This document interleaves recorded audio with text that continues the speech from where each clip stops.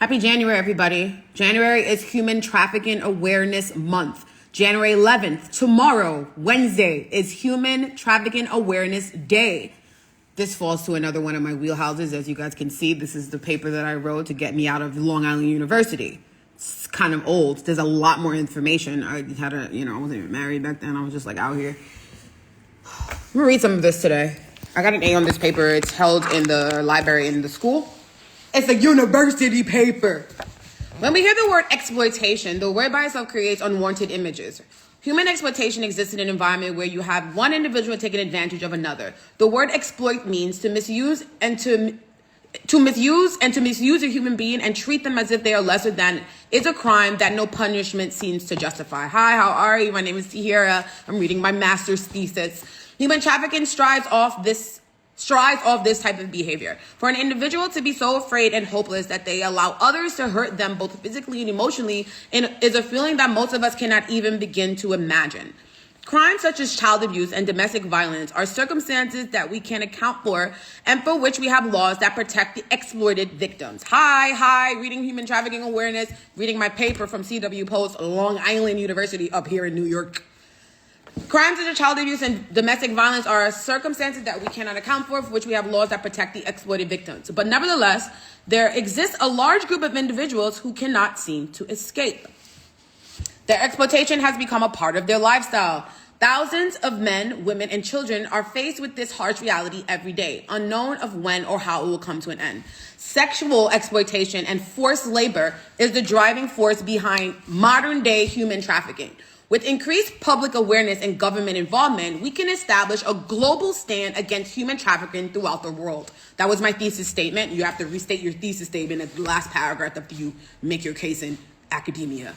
Human trafficking, similar to other types of trafficking, such as drugs and firearm trafficking, conducts itself as a business over everything else. There are investors and consumers. It is a very intricate network that involves participants from different nations, which is why the problem is impossible to attack by each country alone. To put it into perspective, let's look at the trade as we do the stock market. That was me being super smart back then. Each product is given a number and it is given a value based on how much that product is demanded. Now let us keep in mind that the product we are discussing are human beings, teenage boys and teenage girls, preteen boys and preteen girls that are smuggled across international borders, sold for label and sex every day. And what kinds of people you think will be into shit like that? Who got the money to do shit like that? To put it into, each product is given, no, I read that already. Now let us keep in mind that the product we're discussing, no, I said that already too. When we purchase stocks, we wager our money and we stand to profit or to lose. With human trafficking, the loss is not determined by market value. It is determined by the abilities of the sold person, how well they can perform the task assigned to them, sex and work.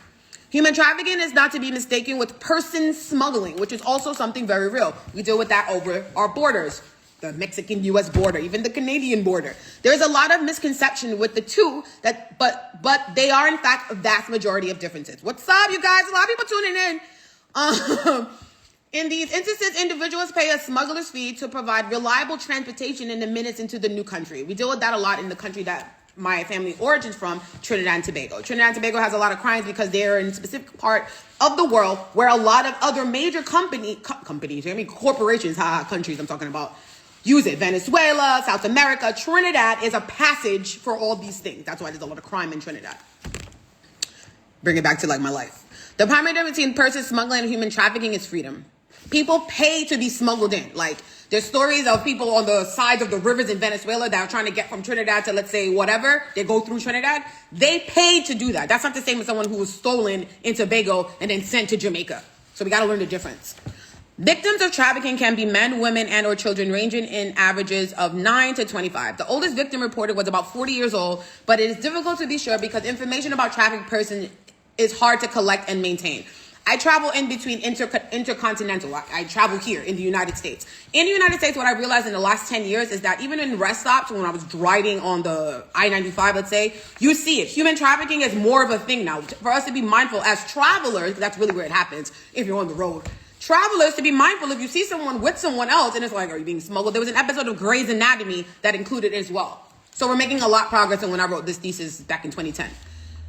The physical characteristics of trafficked victims vary from region to region. The race and ethnicity of victims of labor and sex trafficking are diverse But Asians and Hispanics represent the highest number of each type of trafficking. There is a gender difference between labor trafficking and sex trafficking victims. Newton et al. I had to put, proof. Labor victims tend to be mostly males compared to females. Sex victims are predominantly females, but males have been reported to be recruited to become prostitutes as well. Studies show that younger victims who become sex workers earn more than their older counterparts. The younger you traffic in someone for sex work, the more money that trafficker gets paid. Maybe that accounts for all the missing children. I'm just saying. Sexual exploitation is categorized as a type of forced labor. But those victims who are trafficked for specifically labor, the process is a little different. This is where the confusion with human trafficking and person smuggling occurs. So I'm going back to break down now everything I said in the little first paragraph. Tomorrow is January 11th. It is National Human Trafficking Awareness Day. At the very least, you can pull up, Google it, and find out what's going on in the county that you live. My name is Tahyira. Thanks for tuning in.